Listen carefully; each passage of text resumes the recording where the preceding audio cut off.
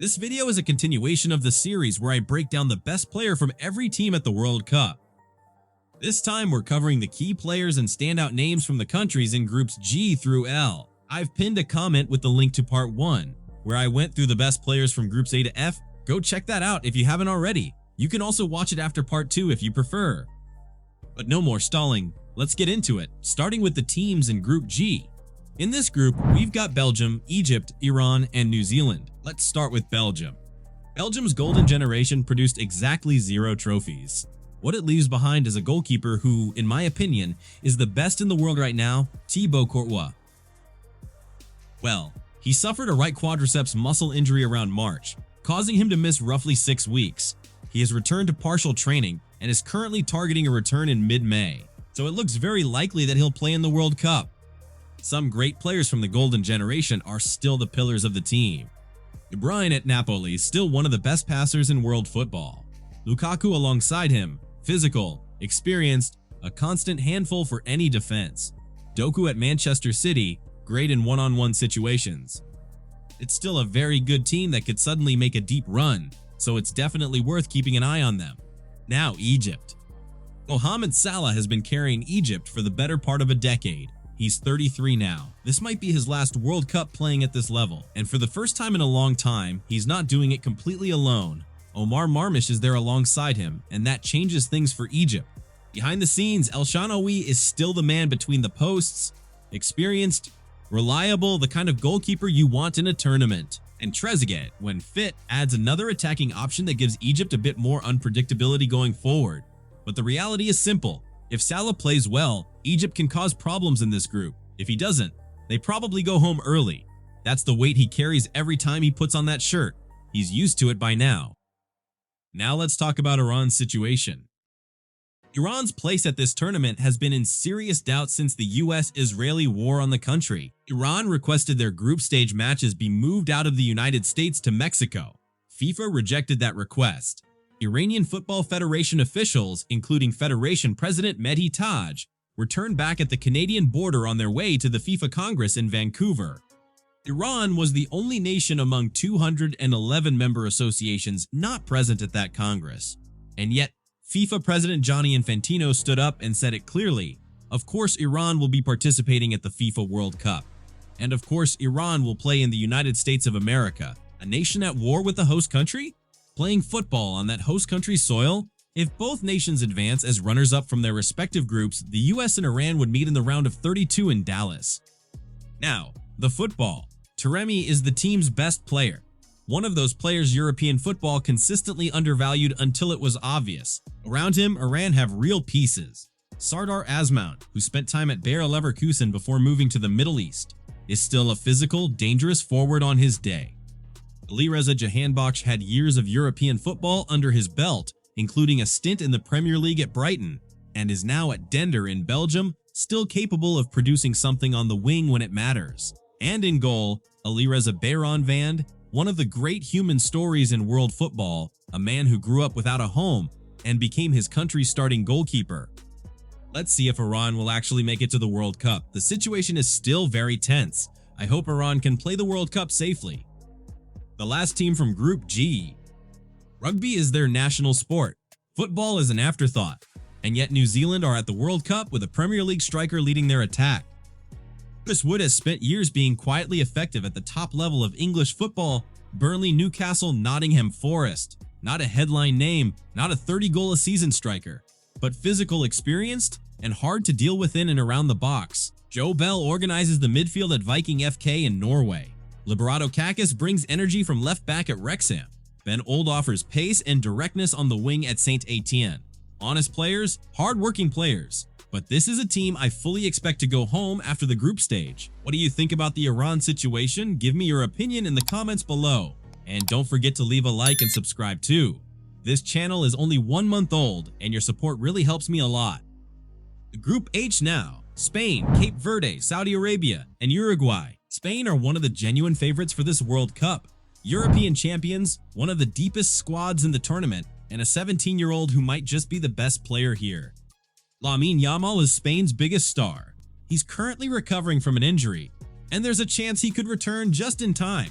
or even missed the group stage matches. In my opinion, Lamine Yamal was the biggest standout in Spain's Euro title run, even more than Rodri and Nico Williams. Rodri and Pedri lead and control the rhythm of the national team, and Nico Williams, even after an inconsistent season, is still one of the most dangerous attackers in the world alongside Yamal. In my opinion, this is a team that has everything it takes to go far in the World Cup. We'll see. Cape Verde. 10 islands in the Atlantic, population under 600,000, and they're at the World Cup. Logan Costa at Villarreal is the standout, a center back with real La Liga experience, composed and dominant in the air. Jamiro Monteiro brings creativity from midfield at Zwolle. Dalen Livramento offers a goal threat from forward positions at Casa Pia. Ryan Mendes adds width and directness on the wing. This is a squad built entirely on collective spirit and smart qualification football. I don't see them getting out of this group, but they won't embarrass anyone either. Next team, one of the countries that has improved the most in football, Saudi Arabia. You remember what Al Dawsari did to Argentina in 2022, that curling finish in the 91st minute, one of the great World Cup goals. He leads this squad alongside Saad Abdulhamid, who has been one of the better right backs in Ligue 1 at RC Lens. Mohamed Kano gives them defensive solidity in midfield at Al Hilal. Firas Al Baraikan offers pace and directness up front at Al Ahly. Saudi Arabia are in a brutal group with Spain and Uruguay. I think they go out in the group stage, but Al Dawsari on his day makes them dangerous against absolutely anyone. It's a team full of players who are already used to playing alongside football stars in their domestic league, so this is not a team that should be underestimated. And Uruguay. Uruguay always find a way, always. Valverde is the engine, doing for La Celeste exactly what he does for Real Madrid. Box to box, relentless, connecting everything. Darwin Nunez up front at Al Hilal brings physicality and that constant threat in behind. De Arrascaeta and Nicolas de la Cruz, both at Flamengo, give them real technical quality and creativity in the middle. About Arrascaeta, the great Uruguayan playmaker injured his collarbone, and the expectation is that he'll only return during the World Cup, possibly missing the opening match. This is a deep, experienced squad. I think Uruguay will get out of this group and cause real problems in the knockouts. South American football at its most competitive. Don't sleep on them. Who do you think will qualify from this group? Give me your opinion in the comments below. Group I: France, Senegal, Iraq, and Norway. On paper, the most individually talented group in the entire tournament and the one with the most compelling storylines running through it. Well, let's start with France. France are one of the favorites to win the entire tournament. Their biggest star right now isn't Mbappe, but Michael Olise, one of the best players in the world at the moment. He's having an incredible season. A player with great finishing ability and unbelievable ball control. He could be one of the biggest stars of this World Cup. Mbappe is there, of course. Still a serious force at Real Madrid. Dembélé brings pace and unpredictability from PSG. He's the current Ballon d'Or winner, another incredible player. And William Saliba, my Arsenal center back, anchors the defense. This France squad is almost unfairly talented. Alongside Spain and Portugal, in my opinion, France are one of the biggest favorites to win the tournament. Now, let's talk about Senegal. Senegal are my dark horse for this tournament. Sadio Mané leads them, not the Liverpool version of Mané anymore, but still the emotional heart of this squad at Al Nassr. Koulibaly at Al Hilal remains one of the most commanding center backs in African football. Edouard Mendy is a reliable, experienced goalkeeper, and Pape Matar Sarr at Villarreal is genuinely one of the most exciting young midfielders in the world right now. This is a complete squad with quality in every line. I think Senegal get out of this group and cause real problems for whoever they face next. Iraq are at the World Cup for the first time in their history. Ayman Hussein leads the attack at Al Karma, not a name anyone outside the Middle East would know, but he has been Iraq's biggest star. Mohamed Ali offers another forward option. Amir Al-Amari brings some European experience from Cracovia in Poland. Ali Adnan covers the left side at Al-Wada. Realistically, Iraq go home after the group stage. But for the Iraqi people, it doesn't matter. Just being here is already a huge achievement for them. Norway. I'm an Arsenal fan. I have watched Erling Haaland come to the Etihad and do things to our defense that still haunt me. Twice in one game. It was not a good evening.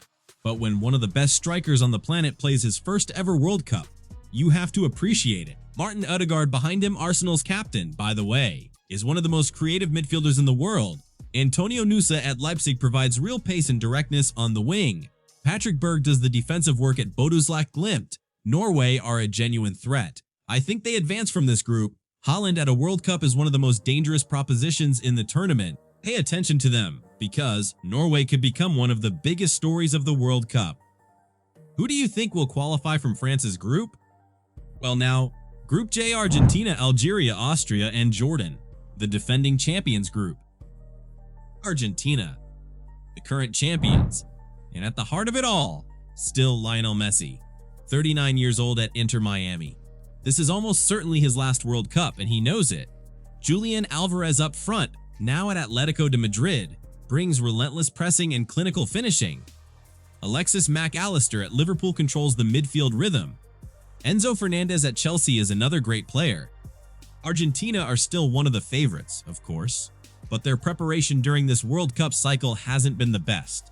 They still seem to be in celebration mode. We'll see how they perform in this tournament, especially now that several of their key players have gotten older. Algeria are more dangerous than people are giving them credit for. Riyad Mahrez at Al Ahly, Premier League winner, Africa Cup winner, is still their most technically gifted attacking player.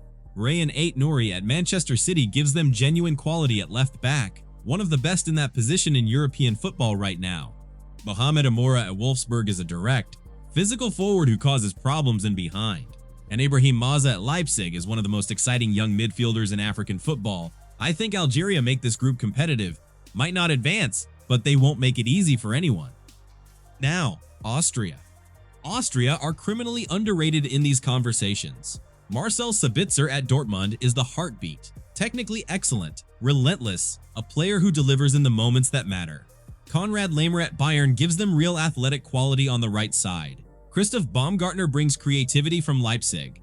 And David Alaba, if he's fully fit, is a world-class presence at the back for Austria. Austria are organized, hard to beat, and capable of the big results. If Argentina has an off day, Austria are ready to take advantage.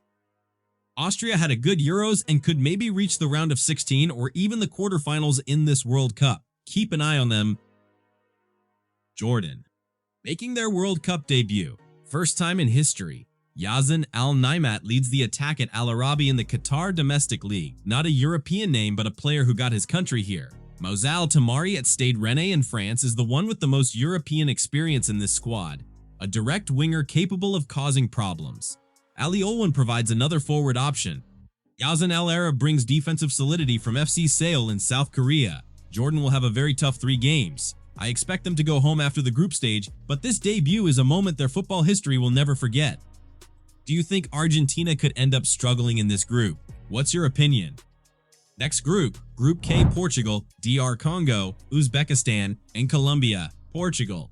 Here's one of my 3 favorites, as I said. Portugal have real quality throughout the entire squad in every position.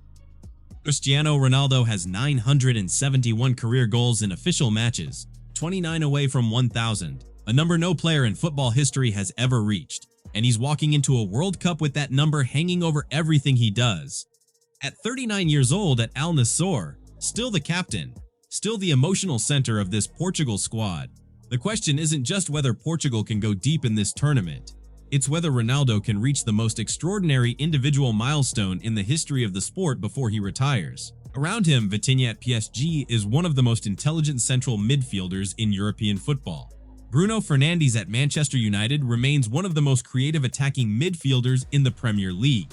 Rafael Leao at Milan is electric on his day. This squad is deep enough to go far, but everything tactically, emotionally, narratively still orbits around Ronaldo.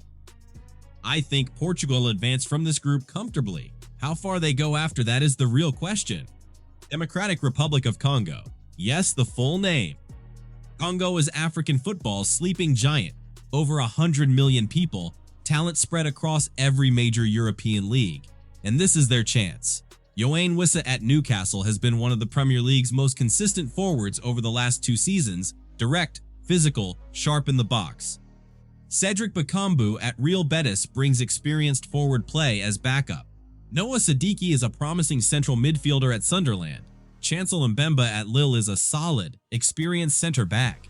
This is a complete enough squad to compete. I think they go out in the group stage, but they're more dangerous than they look on paper. Always respect an African national team. There's a reason why their players are all over the biggest leagues in the world. Uzbekistan, landlocked in Central Asia, sitting between Kazakhstan and Afghanistan, a country most people associate with the ancient Silk Road, not the World Cup. And yet here they are. Abdulkadir Kusanov went from RC Lens to Manchester City in 18 months, a right back and center back capable of performing at the very highest level. Abazbek Fayzulov and Elder Shamrodov both bring experience from Istanbul Başakşehir. Odabek Shukurov covers the midfield at Banias. Uzbekistan will struggle to get out of this group against Portugal and Colombia. I think just qualifying for the World Cup is already a huge achievement for them. I don't really believe they can pull off a surprise. And Colombia. Colombia have been the most entertaining South American team to watch for the last 2 years. Luis Diaz, now at Bayern Munich, is their standout player. Explosive, direct, two-footed, a nightmare for any fullback. Rames Rodriguez at Minnesota United is still capable of producing magic on the international stage, and this World Cup might be his final farewell. John Arias has been outstanding at Palmeiras. Richard Rios at Benfica gives them real quality in central midfield. I think Colombia advance from this group. It's a team with good players in almost all positions. Keep an eye on them, because Colombia were the second best national team in the Americas after Argentina, playing much better than Brazil, for example. Portugal, Colombia, Uzbekistan, and Congo. What a culturally rich group this is, right? And the last one, Group L: England, Croatia, Ghana, and Panama. England are one of the favorites on paper. Harry Kane leads the line at Bayern Munich, England's all-time top scorer, 31 years old, and right now probably the best striker in the world. He has everything it takes to win the Ballon d'Or if he has an amazing World Cup. Jude Bellingham at Real Madrid is the most complete young midfielder in world football. Declan Rice, my Arsenal midfielder, is one of the best in Europe in his position. And Bukayo Saka, my other Arsenal player, brings creativity, pace, and directness from the right wing. Amazing player. This is one of the greatest England generations of all time. And now with Thomas Tuchel, a German manager, maybe bringing a German mentality into the World Cup, England could finally reach another World Cup final. For me, they're the fourth favorites behind Portugal, France, and Spain. Croatia. It's crazy to think that Croatia had better campaigns in the last World Cups than England. Luka Modric is 40 years old at Milan, the greatest Croatian footballer of all time, and this is almost certainly his last World Cup. He already gave this nation everything: a World Cup final in 2018, a third place in 2022. Croatia still have a very competitive team. Joško Gvardiol at Manchester City is one of the best left backs in world football. Even Perisic at PSV brings wide experience and delivery. Andrej Kramaric at Hoffenheim remains a reliable goal threat. Croatia still have real quality. This team has already proven more than once that you should never underestimate them. For me, they'll qualify alongside England. Now, Ghana. Mohamed Kudus at Tottenham is the most exciting attacker from Ghana, a player who can operate anywhere across the front line and causes problems that opposition coaches genuinely lose sleep over. Antoine Semenyo at Manchester City gives them another dangerous wide option. Iñaki Williams at Athletic Club, who chose Ghana over Spain, adds real Premier League and La Liga experience. Thomas Partey at Villarreal brings the midfield experience and composure this squad needs, a team that could definitely qualify and surprise England and Croatia. Panama, 4 million people, a country that built a canal connecting 2 oceans and somehow also qualified for the World Cup. Adalberto Carrasquilla at Pumas in Mexico is the captain, the organizer, the player who makes this team tick. Amir Murillo at Besiktas brings the most European experience in this squad at right back. Jose Fajardo at Universidad Católica gives them a center-forward option. And Luis Mejia, goalkeeper at Club Nacional, is a good keeper. Panama go home after the group stage. It's already a celebration just for them to be on the biggest stage in the world. For me, it's clear that Panama are only there to participate. Panama will probably go home after the group stage. It's already a celebration just for them to be on the biggest stage in the world. So there it is. Groups G through L, 24 countries. Which group do you think has the strongest overall squad on paper? Drop it in the comments below. The part 1 video is here for you to watch if you haven't seen it yet. Just click here. It's in your screen.